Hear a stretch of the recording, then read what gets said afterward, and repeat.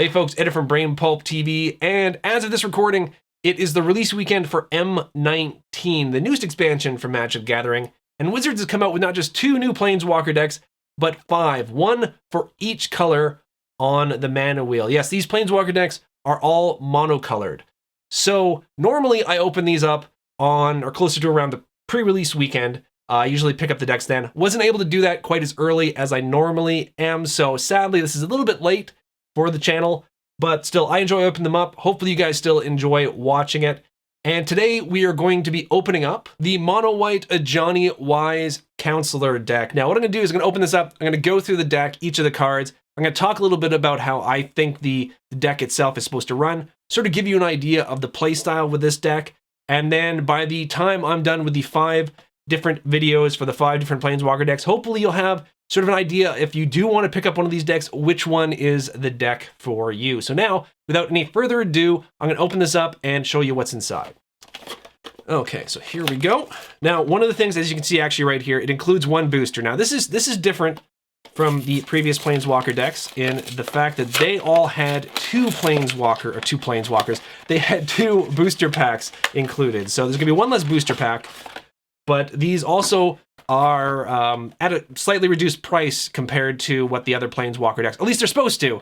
I'm not going to get into one of the reasons why I didn't get this as early as I had planned to, but most places are selling this for less than the original Planeswalker decks. Anyways, here we have the Ajani Planeswalker card, which comes with each Planeswalker deck. There is a unique Planeswalker. I'm just going to toss the packaging aside there. Now I'm going to talk about Ajani in just a second. I'm going to set this aside and show you the rest of the stuff in this Planeswalker deck. We've got the deck box, which I think they're pretty cool, and they do they do fit sleeve cards as well too, so you can sleeve up your deck and put them into this here box. So it's got nice art. It's got Johnny's name on the side. I'm going to set this aside. Now we do have the deck itself. Once again, I'm going to be cracking this open and sort of going through each card and talk about sort of the idea behind the deck and how it should run. You also get this fold out here, which talks a bit about playing the deck.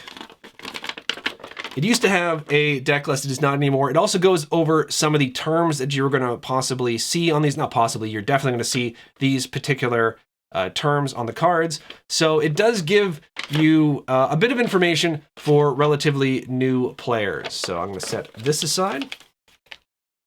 You also get the quick reference guide, which is very useful for new players or players who maybe been away for a while and just need a refresher course as to how a typical turn or game of Magic goes. So set that aside as well too. And of course, yes, 1 booster pack of Core 19, which I'll be opening up at the end of this video. For now though, let's move everything out of the way, and instead we're going to talk about Ajani the Planeswalker and the deck itself. So to start things off, let's talk about Ajani Wise Counselor, the Planeswalker in this deck. It is a 5-drop. For 3 and 2 white, you get a 5 loyalty Planeswalker. His +2 ability is you gain 2 life for each creature you control.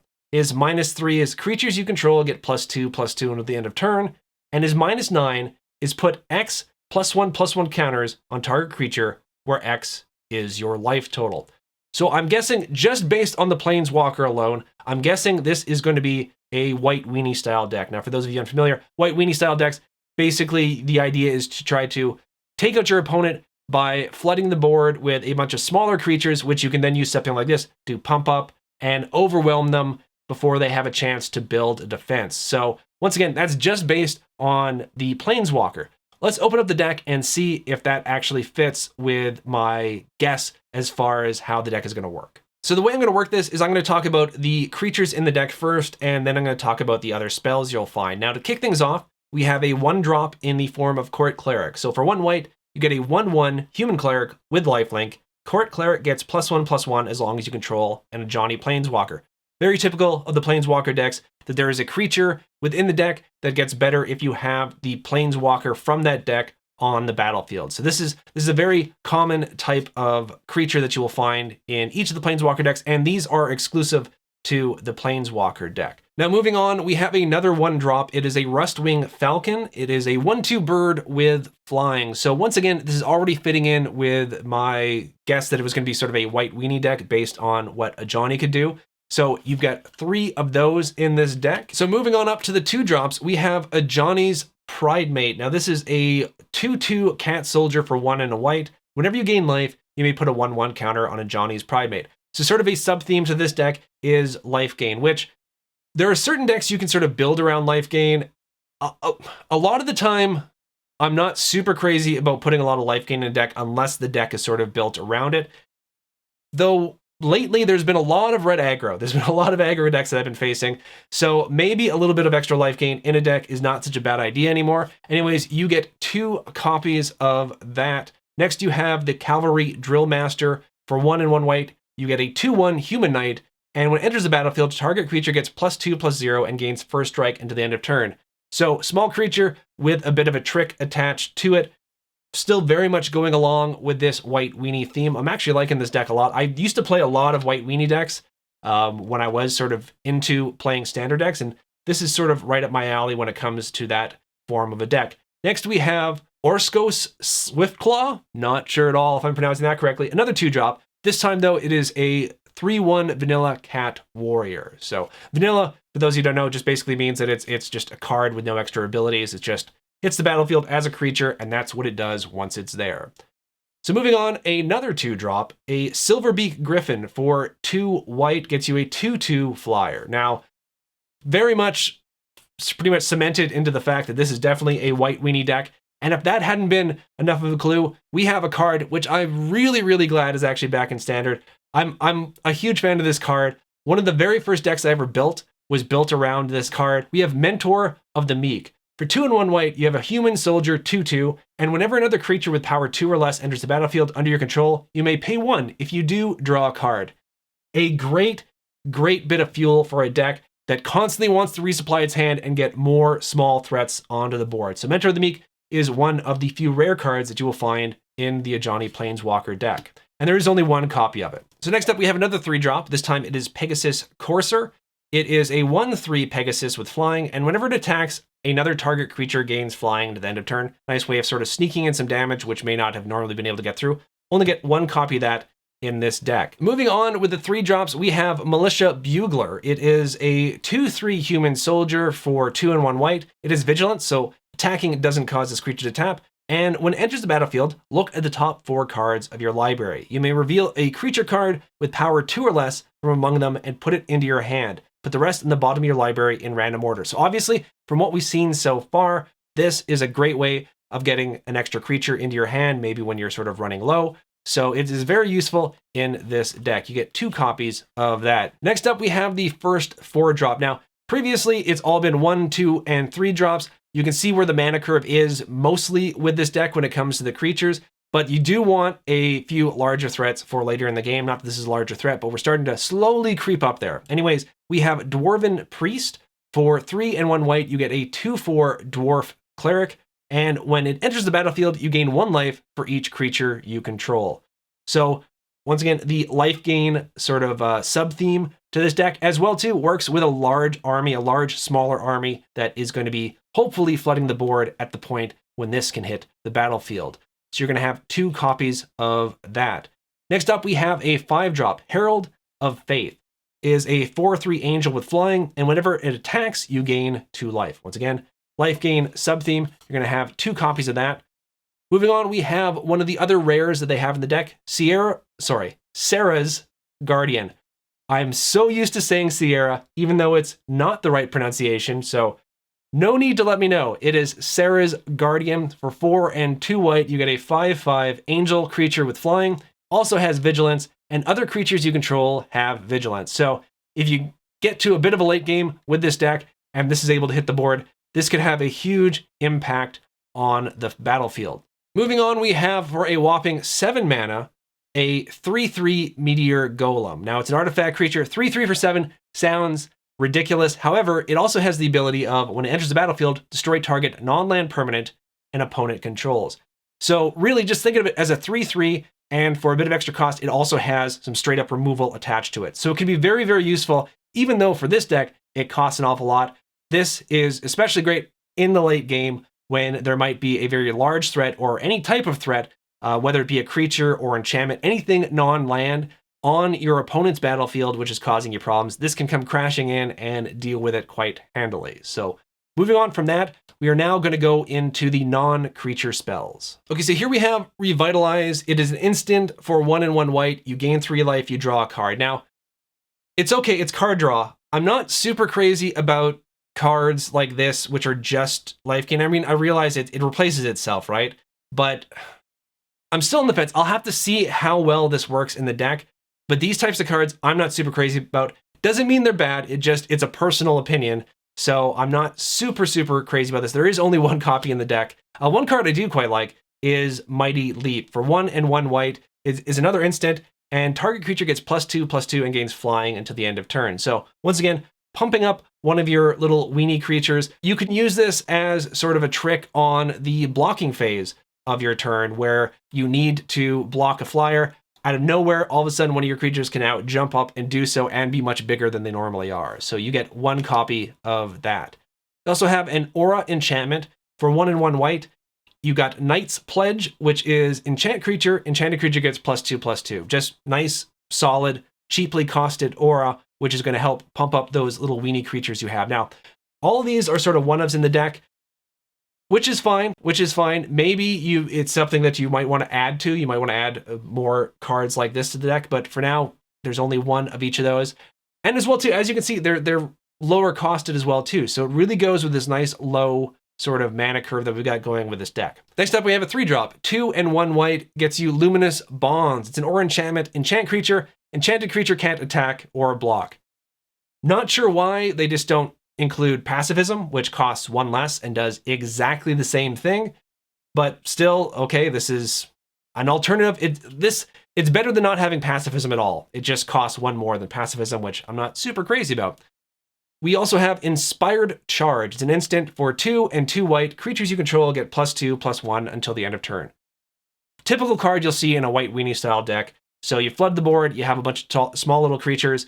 Even if you know that you're going to lose some of your creatures, you can typically flunge in for lethal a lot of the time with a card like this at the right time in a combat situation. So it's very useful in this style of deck. And then finally, we have not just the last rare card in this deck, but also the last non-land card you'll find in this deck. And this really surprised me when I saw it because, well, I'll go over that in just a second. It is Ajani's Influence. For 2 and 2 white, you get a sorcery. Put 2 +1/+1 counters on target creature. Look at the top 5 cards of your library. You may reveal a white card from among them and put it into your hand. Put the rest in the bottom of your library in random order. Now, historically, in all the past Planeswalker decks, there has been a rare card similar to this, which will allow you to search your library and or graveyard for your Planeswalker and then put it into your hand. Now, there are 2 ways of basically thinking about this card. It's got way more versatility than the old sort of Planeswalker deck tutors that were printed before. You can grab any white card, which means that if the Planeswalker isn't necessarily the card you need in a given situation, you could grab like the Pacifism effect.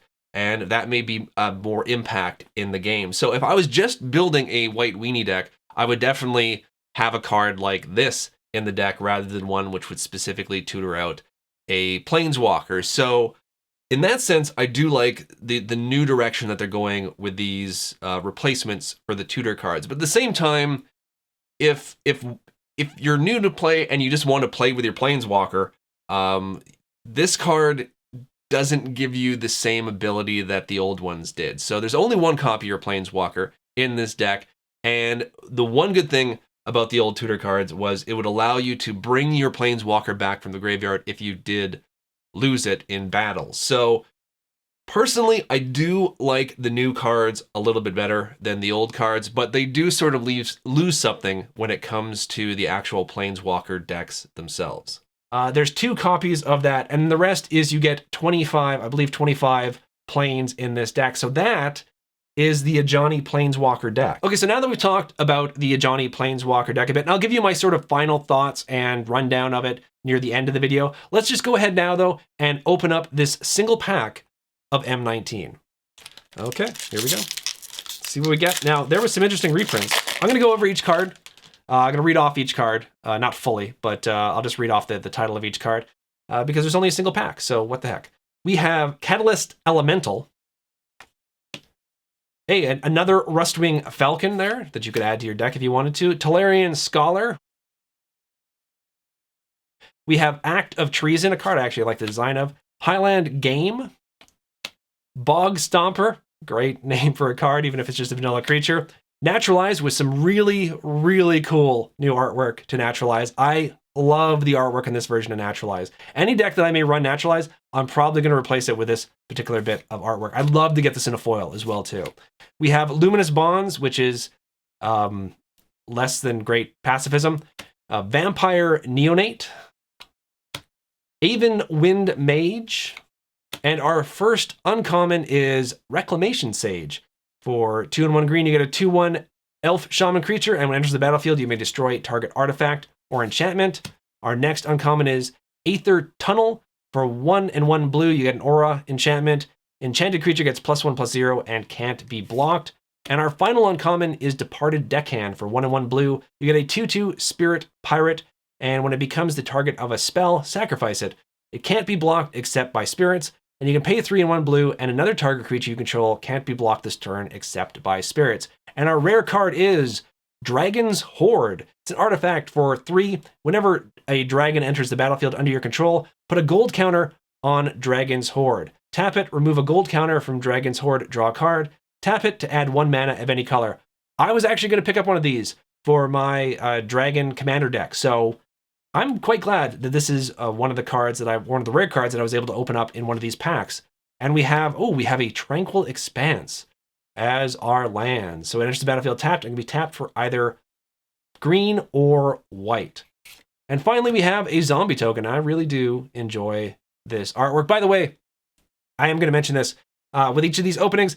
There is a Token of the Month club that I've started where each month you can sign up and get a brand new token, which is created exclusively for Brain Pulp TV, sent to your door. You can get between 1 to 10 of these tokens. So there will be a link appearing that will take you to a video which explains what it's all about, as well as a link to the page where you can sign up for it in the description. So there you go, and that is the pack. So there you go, folks. That was the opening for the Ajani Wise Counselor Planeswalker deck, as well as the bonus pack that came along with it.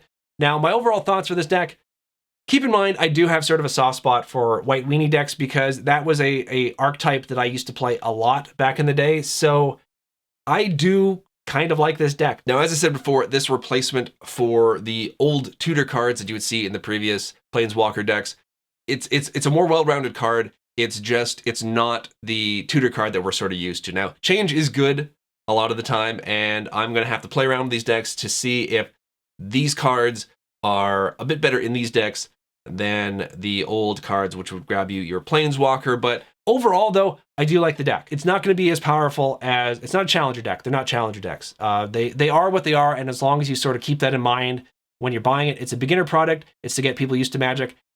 And I do really like the design of this deck, probably more than a lot of the previous Planeswalker decks they've come out with. So this is definitely going to be one of the decks that I'm going to pilot in a future episode of the Mana Cave, where we take these Planeswalker decks and pit them against each other in a live paper Magic show. So definitely look out for that. We're going to be playing all of these Planeswalker decks that came out of M19, but this one is one of the ones that I'm definitely going to be playing myself and not allow Travis to get his hands on it. Anyways, that is it for this video. I will be opening up the rest of the Planeswalker decks in other videos, but if you have any questions or comments in the meantime, if you want to let me know how your pre-release, which was a week ago, or the release went for you, let me know what you opened up in some M19 booster packs. Anything you may think of that you want to talk about when it comes to either these decks or M19, you can leave that in the comments section below. You can also follow and contact me on Twitter at BrainPulpTV. And now, with all that said, thank you guys so much for supporting the channel in all the ways you guys continue to do so, whether it's liking, subscribing, telling your friends about it. All of that means so much to me, and I can't express my appreciation enough. Have a wonderful day, night, morning, evening, whatever it is, wherever you are. May all your pulls be mythics, and I'll see you all again very soon.